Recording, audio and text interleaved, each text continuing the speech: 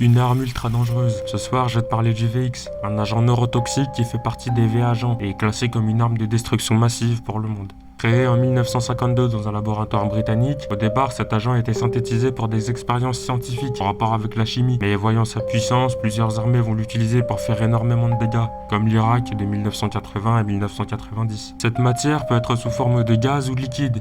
Et si tu venais en respirer ne serait-ce que 10 mg ou même avoir un contact avec la matière, bah c'est fini pour toi, car tes muscles vont se contracter au maximum, tu te mettras à saliver excessivement et ton système nerveux ne va plus rien contrôler et le résultat c'est la mort dans une douleur pas possible. Comme exemple, on a celui de Kim Jong-nam, le demi-frère du dictateur nord-coréen. Lui il a reçu du VX en plein visage et quelques secondes plus tard il a succombé à l'aéroport de Kuala Lumpur.